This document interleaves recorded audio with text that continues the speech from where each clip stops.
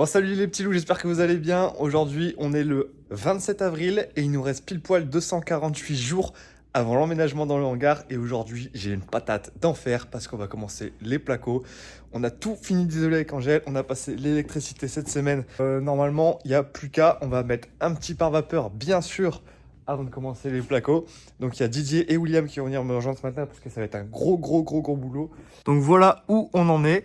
Comme je vous disais, l'électricité des luminaires est passée. On s'est fait aussi des petites arrivées pour les rubans LED qu'on va sûrement mettre sur les poutres ici. Et on a également fait tout ce qui est luminaire pour table de chevet. On a passé les radiateurs et les prises de courant. Donc moi, ce que j'ai fait, c'est que j'ai passé, on appelle ça des câbles R2V. Donc c'est du câble entouré d'un plastique et donc il y a le câble à l'intérieur qui est là. C'est beaucoup plus pratique, je trouve, que du gainé ou du pré-gainé. Et donc pour mettre le placo, on a à peu près 5 mètres ici au faîtage depuis le plancher qui est là. Donc il faut de la hauteur et il faut également quelque chose qui s'incline pour aller mettre les plaques ici, parce que les plaques de placo, souvenez-vous, elles font 3 mètres de long. Déjà qu'une plaque de placo, c'est pas forcément léger, mais alors en 3 mètres de long, c'est vraiment plus lourd. Et donc à manipuler, c'est pas simple, c'est encombrant. Et en plus de ça, c'est lourd. Donc on s'est loué un petit lève-plaque. Je vais vous montrer, j'espère qu'on va voir d'ici. Donc voilà, il est là. Donc ça, c'est un lève-plaque qui est un peu spécial. C'est un lève-plaque qui coûte à peu près 800 € si on devait l'acheter.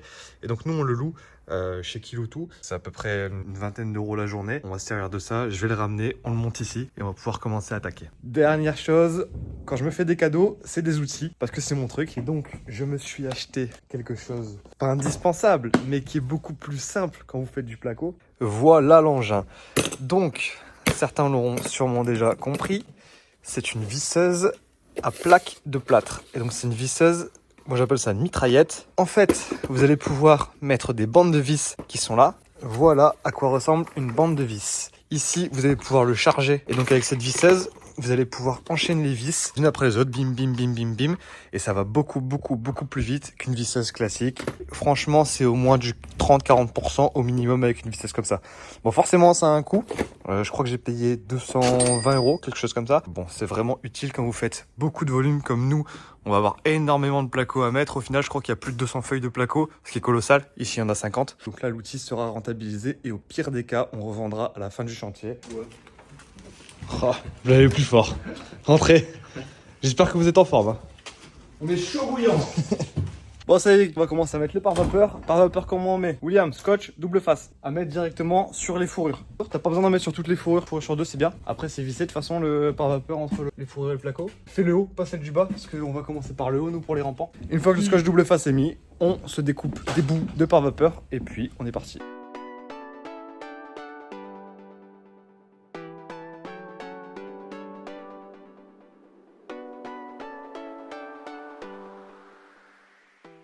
Bon, voilà comment se présente le pare-vapeur. Moi je me suis fait un petit atelier de découpe ici. Donc le rouleau, je le déroule à ce que j'ai besoin. Nous c'est à peu près 3,10 m ici. On le découpe et après ça se pose là avec le scotch double face comme je vous l'ai dit directement sur les fourrures. On s'est fait des petits repères au mur pour continuer à voir les fourrures une fois qu'on aura mis la plaque de plâtre pour pouvoir visser ça facilement. Et donc en haut on laisse dépasser et comme en bas pour pouvoir faire la jonction avec le pare-vapeur qui sera là. Donc là on continue, on va poser plusieurs lames de pare-vapeur jusqu'au bout de la charpente là-bas et on enchaîne avec le placo juste derrière.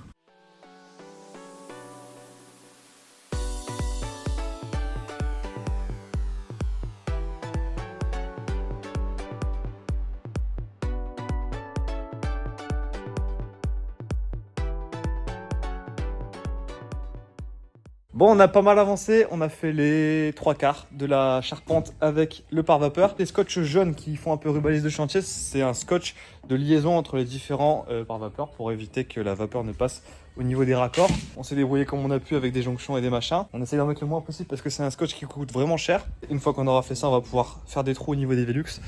Et une fois que ça sera fait, on passe au placo. Avant ça, on se pose et on boit un petit coup. On va remettre le dernier pan avec le pare-vapeur et puis après on attaque le placo. J'espère mettre la première feuille avant de manger et il est 11h30.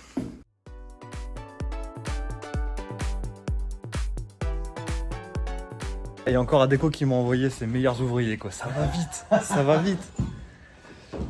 Adéco, il m'a dit. Tout le pare-vapeur est posé sur la partie supérieure. On va aller quand même se manger un petit bout avant de commencer à plaquer. Donc là je suis plutôt content. On a bien avancé ce matin, en 2 heures on a tout mis. Un petit bout et puis on passe au placo.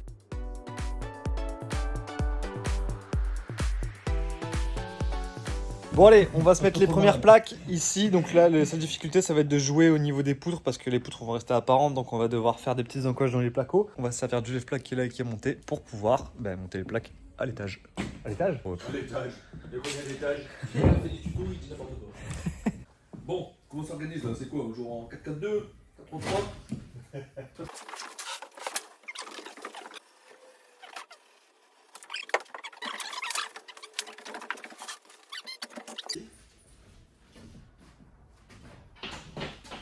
Je sais pas, je trouve ça plus facile moi, non?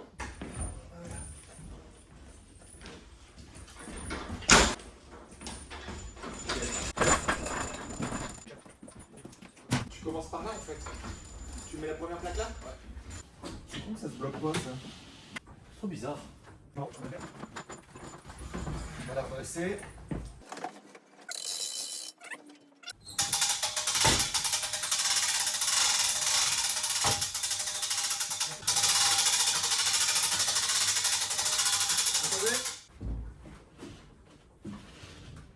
Ok. Ah, tu vois, il va gêner là, ça va se casse-couille. C'est chiant ça. Là, quand t'as fait ça, ça a descendu. Ouais, là je suis en dessous là. Quand t'as fait ça, ça a descendu. Là, moi, elle est collée. Ah bah donc, faut qu'on remonte là. Voilà, bien joué. Top. Là, C'est bon. elle est bien. C'est bien ça.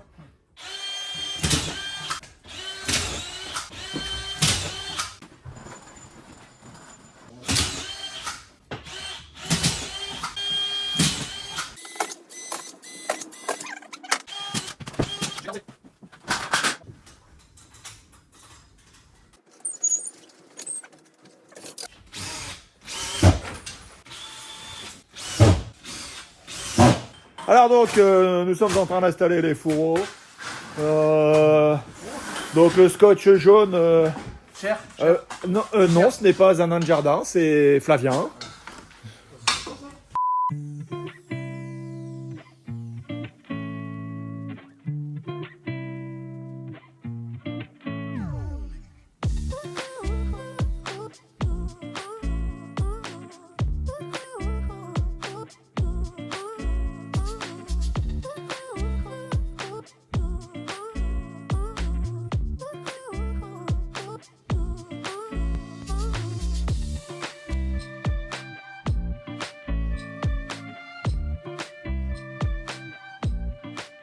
Ouais, j'en profite, j'ai pris un petit peu d'avance sur eux. On a quasiment fini le placo des premiers rampants.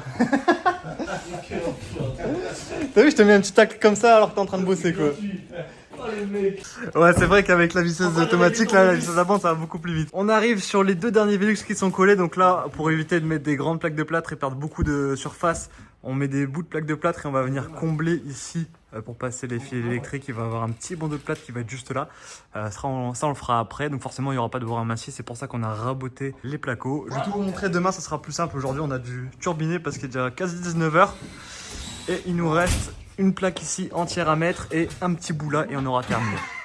Donc le rabot dont je vous parlais, c'est ça. Je vous montrerai comment on utilise ça demain. Voilà, allez, on met les bouchées doubles pour terminer et on essaye de finir ça avant 20 h.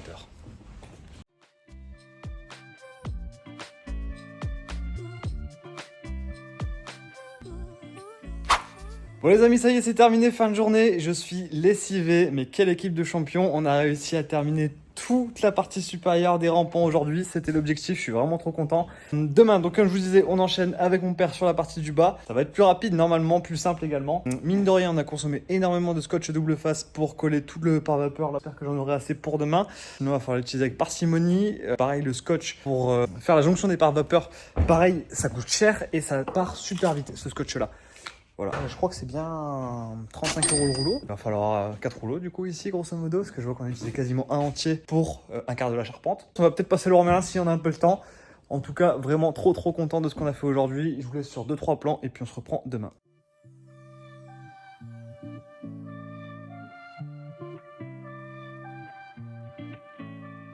Bon, on se retrouve dimanche matin avec un petit café. Aujourd'hui, comme je vous le disais, on va plaquer cette partie-là. On va refaire comme hier un bout de pare-vapeur. Il y a mon père qui va arriver, qui va me donner un coup de main. Avant ça, petit retour sur la visseuse à bande. Aujourd'hui, je vais essayer d'expliquer beaucoup mieux qu'hier, parce que c'est vrai qu'hier, on n'a pas pris le temps du tout. La visseuse à bande, c'est ça. Donc c'est mon nouveau jouet. Certains vont peut-être dire que ça a un coût, que c'est pas forcément nécessaire. Je l'entends. C'est vrai que le produit, donc le pistolet en soi, la visseuse plus l'embout, ça coûte 220 €. C'est pas négligeable. Et en plus de ça, c'est vrai que les vis sont beaucoup plus chères en bande comme ça. Ça s'achète dans des cartons. Sur Amazon d'ailleurs, je crois que je n'ai pas trouvé chez Leroy Merlin. Comme ça, voilà, des munitions. Ici en bande. Ça s'achète par 1000. Quand vous regardez le prix d'une boîte de vis classique à placo, chez Leroy Merlin, chez Casto, chez Brico Dépôt, il y en a à peu près pour 10 €, 10-12 €. Ces boîtes-là, il y en a à peu près pour 10 €. Et cartons de vis à bande comme ça, il y en a à peu près pour 30 €. Donc c'est 3 fois plus cher. Encore une fois, ça a un coût. En revanche, le temps gagné est colossal, je vous l'assure. Il y a à peu près 500 vis qu'on a mis hier. Franchement, 500 vis à la visseuse, c'est hyper long. Ici, avec une visseuse à bande, ça passe vraiment trop vite. C'est bam, bam, bam, bam, bam. La preuve en est, c'est que moi, je visais toute la partie haute et William et Didier vissaient les 2 dernières rangées. J'allais plus vite à visser les 4-5 premières rangées que à faire la première rangée. Je mettais à peu près 30-40 vis. Eux, ils en avaient pas mis 6 encore. Et c'est un temps qui est hyper important à gagner, surtout dans notre cas. On doit emménager dans le hangar dans 250 jours, un petit peu moins. Là, il y a beaucoup de placo à faire.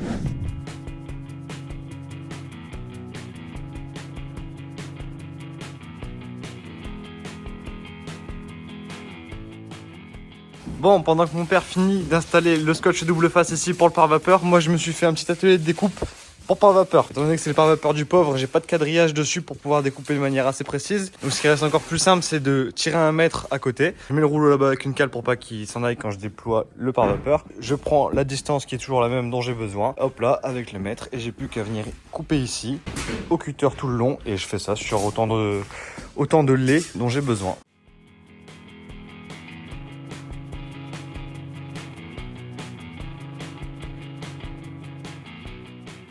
Alors, quelques explications sur le pare-vapeur. Le pare-vapeur, pourquoi c'est très important? C'est fait pour réguler la vapeur qui est justement émise par une maison et son exploitation, les habitants, pour éviter à la vapeur de migrer dans les murs, dans l'isolant, dans le placo. Donc ça, c'est hyper important, c'est même primordial quand vous faites la toiture, de la charpente, etc. C'est un peu moins important pour, à mon sens, sur les murs droits, mais dites-moi ce que vous en pensez. Donc bref, là, on met tout le pare-vapeur. Ce qui est hyper important, c'est de faire les bonnes jonctions avec le pare-vapeur qu'on a mis hier sur le pont du haut. Donc on a toujours laissé dépasser et en bas et en haut le pare-vapeur pour pouvoir faire les jonctions avec les pare-vapeurs qui vont venir à droite et à gauche. On utilise un scotch. C'est un scotch qui est bien spécifique, comme je vous le disais. Moi, c'est la marque Cicral. En fait, on va les mettre ici en recouvrement des 2 bouts de pare-vapeur pour avoir une étanchéité à l'air parfaite.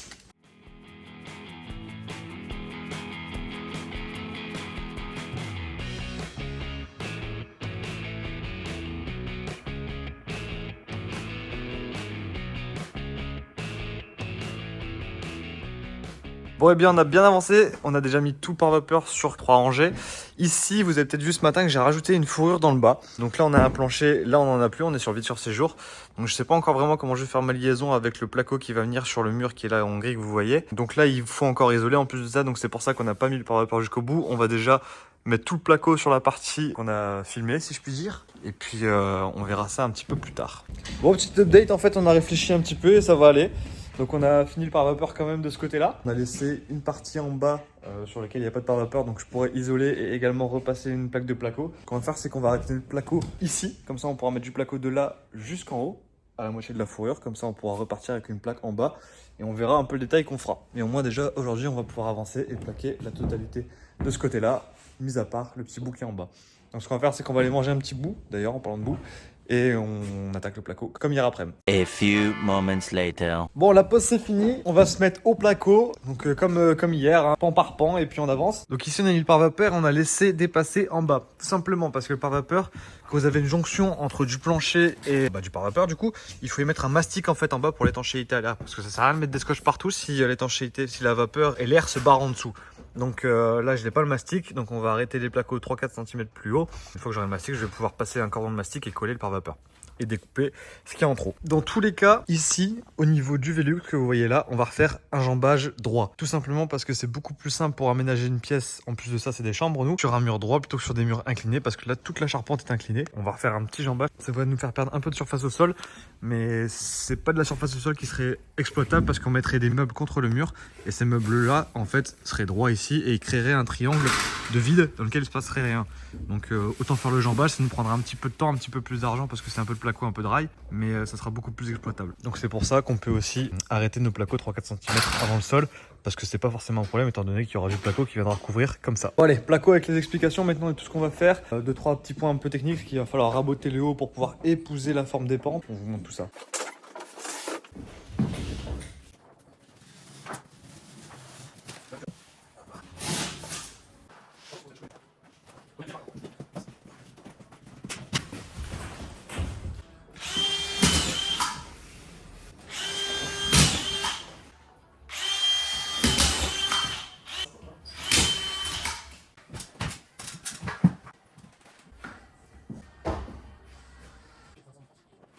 Alors qu'on vous explique un petit peu, la première plaque est posée. On s'est mis un laser qui est là et qui va nous donner le repère pour poser toutes les prochaines plaques. C'est hyper important pour éviter d'avoir un espèce d'escalier et en plus c'est un angle qui est hyper compliqué en dur, c'est pas un angle droit. Donc pour rattraper, je vous explique pas la galère. Donc c'est pour ça qu'on se met un laser pour pouvoir fixer les plaques à la bonne hauteur tout de suite. Pour ces plaques-là, on les découpe en bas à hauteur parce qu'elles font 3 mètres, on a besoin de 2,85 m, ce qui nous évite d'avoir des raccords de plaques à enduire intermédiaires. Et donc ici en haut, on fait un biseau pour pouvoir venir épouser au maximum la forme de la pente qui est là. Donc on va faire sur la prochaine plaque le biseau dans un premier temps et après on coupe l'extrémité. Et je vais vous montrer une manière rapide de couper du placo quand vous n'avez pas besoin d'une découpe précise. C'est mon cas en bas, moi j'ai pas besoin de quelque chose de précis au millimètre. Et je vais vous montrer un truc pour faire rapidement. Alors comme je vous dis, il y a plein de méthodes de faire un biseau, mais ce qui est le mieux, c'est le rabot. Donc ça c'est un rabot Wolfcraft avec 3 lames différentes. Et donc ça permet de faire un biseau à 45 degrés sur les plaques ici. Moi je le fais de ce côté-là parce que je dois avoir un biseau de cette forme-là. Faire cuire le rabot le long de la plaque.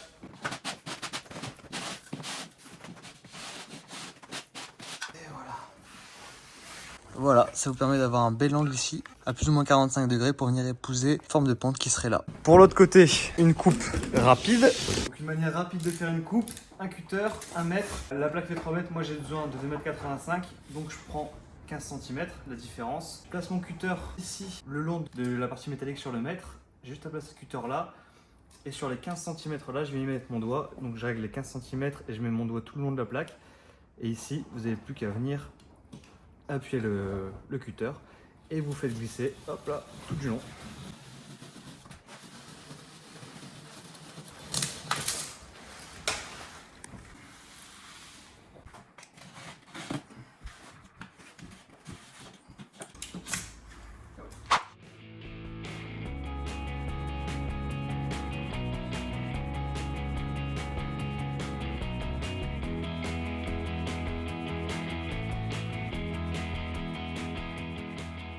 Bon, on avance bien, on a déjà quasiment fait la moitié en fait. Donc ici, 2 choses. Moi de mon côté, je préfère plaquer au-dessus des Velux, sauf quand effectivement il y a une plaque qui tombe en plein dans un Velux et il n'y a qu'un petit bout en haut et un petit bout en bas qui va servir. C'était pas le cas pour celle-ci.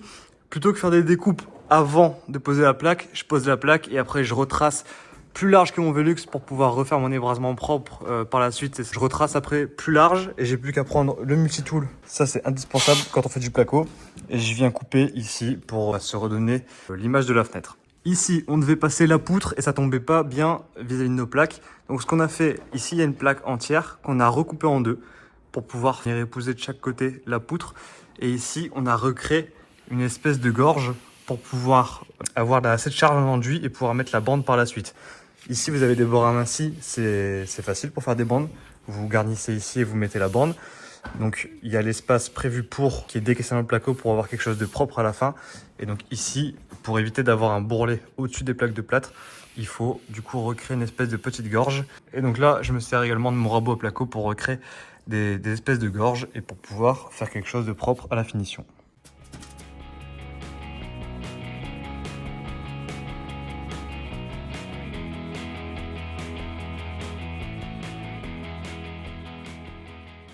Bon allez, on arrive sur la dernière coupe au niveau du dernier pan de charpente. Voilà, c'est le traçage des découpes pour la charpente. Donc la partie ici qui est en oblique et la partie droite.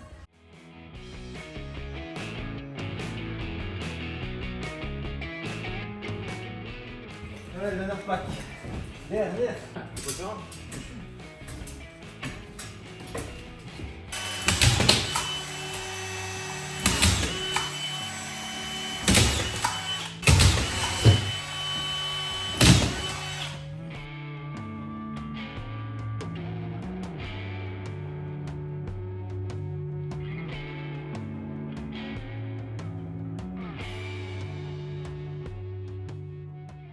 Bon, ça y est les amis, le week-end est terminé. Il est 19h, un dimanche, c'est bien. On a vraiment fait des journées de bourrin quand même. Vous le savez, les rampants, c'est jamais une chose facile parce qu'il faut monter l'échafaudage, descendre l'échafaudage, monter la plaque, au lève-plaque, etc. C'était vraiment des grosses journées et on n'a vraiment pas chômé, donc je suis content du résultat. On a vraiment bien bossé. Le lève-plaque au final nous aura servi seulement pour les rampants ici et non pas pour les rampants qui sont là. C'était pas forcément pratique, c'était plus facile de les mettre à la main ces plaques-là. Forcément il faut être deux. Donc voilà, le lève-plaque, je vais aller le rendre. Je le relouerai pour la partie ici. Quelques petites remarques sur le placo. Une chose qui ne me satisfait pas. Et après 2-3 bricoles qu'on va devoir continuer par la suite. On va commencer par ce qui ne me satisfait pas. On aurait dû, et on a fait l'erreur, on la fera pas de l'autre côté. On aurait dû faire descendre les plaques du plafond, les rampants les plus pentus, beaucoup plus loin. Au niveau de ce mur-là. Vous voyez, ça fait ça crée un petit creux entre les plaques. Donc là, rien de très grave, on va y mettre du map, mais ça sera moins propre l'angle que si c'était une plaque de placo qui passait en dessous et l'autre qui venait mourir dessus. En plus de ça, quand on fait bien les chanfreins, il y a vraiment un bel angle, une belle finition. Donc ça dépend un peu des côtés. Là, c'est un petit peu moins prononcé. Ici, on arrive à quasiment à être bien propre ici, comme vous voyez là. Et on sera meilleur sur le rampant en face. Chose qu'on va laisser pour un peu plus tard, c'est les ébrasements de Velux. Donc tout ce qui est placo, les joues. Donc tout ça, ça prend très longtemps. C'est environ un bon 2-3 heures par Velux. Donc là, j'avais pas le temps de le faire ce week-end. Donc ça va être fait les soirs de semaine ou un peu plus tard. Dans tous les cas, c'est pas sur le schéma critique. On pourra y revenir plus tard. Également, ici, les jonctions de placo entre le haut et le bas. On ne sait pas encore ce qu'on va mettre en lustre, donc on s'est gardé la petite plaque qui est là pour les sorties d'électricité plus tard. On va déjà essayer de se trouver les lustres. Et d'ailleurs, si vous avez des idées, n'hésitez pas, parce que nous, on a écumé tout Internet. On n'a pas trouvé des lustres qui nous plaisaient, qui descendraient de là jusqu'au vide sur ces jours, quand il n'y aura plus le plancher. Et enfin, dernière chose, ce que je vous disais tout à l'heure. Donc ici, on a arrêté le placo sur l'avant-dernière fourrure à la moitié. Donc on s'est arrêté à environ 2 cm, 2 cm et demi avant la fin de la fourrure. Comme ça, on pourra faire la jonction avec une nouvelle plaque, venir s'appuyer sur la fourrure que j'ai rajoutée ce matin et puis descendre comme il faudra descendre et on verra, on y réfléchira plus tard. Donc voilà, on a aussi sorti toute l'électricité, je vous ai pas trop expliqué, je ferai mieux pour le rampant d'en face. En gros, on a de l'éclairage pour les tables de chevet qui sont là. Ici, ça va être l'arrivée électrique pour la LED qu'on va mettre sur les poutres qui sont ici. Et on a les radiateurs, etc. Enfin bon, bref, toute l'électricité qu'il faut. C'est pas forcément sorti aux bonnes hauteurs. J'ai pas fait trop attention à ça parce que j'aurai un jambage ici, donc tout sera caché. En tout cas, sur la partie basse du placo. Bon, on est à J-247 de l'emménagement dans le hangar. On a fait un très gros week-end qui marque une grosse avancée sur le chantier. On est vraiment très content. Donc voilà, vous nous laissez un petit j'aime pour continuer à nous motiver sur ces défis. Des questions, des remarques, ça se passe en commentaire. Et puis nous, on se dit à la semaine prochaine. Des grosses avancées. En plus de ça, il y a des ponts, etc. Donc ça va dépoter.